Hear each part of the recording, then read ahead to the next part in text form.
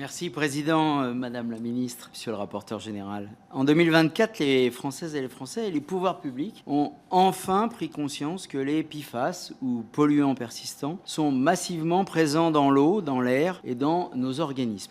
L'agriculture n'échappe pas à cette contamination, que ce soit par l'usage de produits phytosanitaires ou par l'épandage sur les terres agricoles de boues d'épuration concernant des PFAS. 30 substances actives de PFAS sont actuellement autorisées dans les pesticides et plus de 2300 tonnes ont été vendues en 2021, soit 3 fois plus qu'en 2008. Parmi elles, le flufénacé et le diflufénican, herbicides, tous deux classés comme substances très persistantes, sont pulvérisés en plein champ malgré les risques sanitaires connus comme l'augmentation significative des risques de certains cancers, notamment des reins, des testicules et du foie.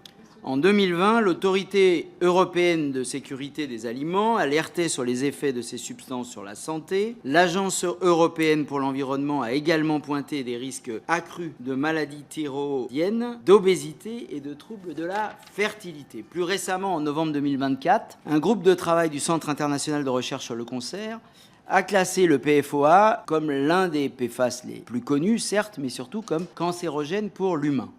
Malgré ces données alarmantes, aucune réglementation n'interdit l'utilisation des PFAS dans les cultures alimentaires, alors même que ces substances s'infiltrent durablement dans les nappes phréatiques et dans les aliments que nous consommons. À ce titre, en juin prochain, j'interviendrai devant la conférence des Nations Unies sur l'océan sur ce sujet. Vous dites, Madame la Ministre, la France doit faire face. Très bien. Pourtant, il est regrettable que sur l'exercice budgétaire 2024, rien n'a été fait pour financer et soutenir nos agriculteurs afin qu'ils puissent supprimer ces poisons dans nos cultures. Alors, une question, votre ministère prévoit-il des mesures immédiates, telles qu'un moratoire sur l'épandage des boues contaminées, comme cela serait bien utile dans mon département, le Rhône, ou sur l'utilisation des produits contenant des PFAS pour protéger les habitantes et les habitants de notre beau pays? Madame la ministre, je pense que les PFAS sont au XXIe siècle, ce que l'amiant a été au XXe siècle. Je vous remercie. Merci, Monsieur le Président, Monsieur le député. Tout d'abord, vous dire que cette question s'adresserait tout autant à ma collègue ministre de la Transition écologique, mais elle s'adresse aussi à la ministre de l'Agriculture, bien sûr. Ça montre bien qu'on est au croisement de la question de la combinaison agriculture-environnement. La protection des puits de captage est une nécessité dans la mesure où cela dessert la consommation humaine et qu'on doit veiller naturellement, strictement à la potabilité. Et je sais que ma collègue ministre de la Transition écologique y est particulièrement attentive. Alors, la question de la contamination des puits de captage doit être regardée avec beaucoup d'attention parce qu'il y a des sols contaminés par des substances anciennes qui ne sont plus utilisées. Donc, il faut faire la part des contaminations passées de celles qui pourraient advenir. Oui, mais enfin, vous avez parlé quand même des PFAS dans l'eau. Non, dans la nourriture, dans la culture, dans l'alimentation. Alors, de toute façon, on connaît aujourd'hui la dangerosité des PFAS et il est clair. Alors, vous évoquez plusieurs sources. Vous évoquez l'épandage. Moi, j'ai été maire d'une commune. Le jour où on m'a dit vos boues ne sont plus conformes, il ne faut plus les épandre, on ne les a plus épandues. Hein. Parce que c'est quand même très regardé, les boues d'épandage. Hein. Alors je sais pas, quand elles sont contaminées, elles ne sont plus épandables. Hein, et croyez-moi, c'est extrêmement regardé. Deuxièmement, vous évoquez le volume, le tonnage de produits phytosanitaires vendus. Je vais vous donner un exemple, monsieur le député. La filière noisette, on a interdit l'acétamipride. Bien. Mais on a remplacé un produit par beaucoup d'autres produits dont on ne maîtrise pas le résultat de la combinaison de ces produits entre eux.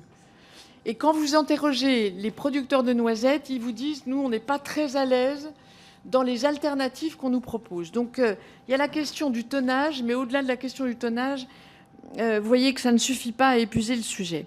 En tout cas, il est clair que aider les agriculteurs, c'est évidemment les amener à d'autres pratiques Ils ont fait énormément d'efforts. Nous venons, avec la ministre de la Transition écologique, de la Santé, de la Recherche, de faire un premier bilan du plan Écophyto, qui a 1 an d'existence. On a quand même diminué de 36%. Bon, c'est pas suffisant, mais c'est quand même significatif.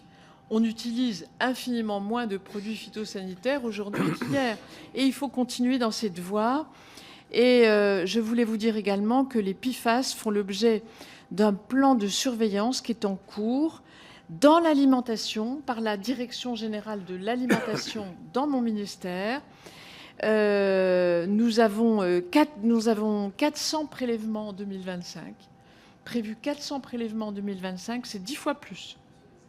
Oui, 10 fois plus. Et nous aurons une évaluation par l'ANSES.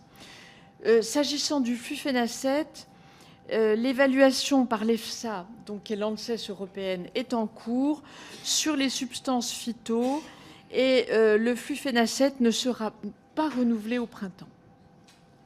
Il y a un délai de grâce de 6 plus 12 mois parce qu'il faut le temps aux filières de se retourner, mais il ne sera plus utilisé. En tout cas, aider les agriculteurs. Je vous remercie de terminer sur ce point. Parce qu'il faut aider les agriculteurs à cette transition. Elle est violente, elle est exigeante, elle diminue les rendements, elle les laisse quelquefois dans une forme d'impuissance qui est extrêmement ravageuse pour le moral des agriculteurs.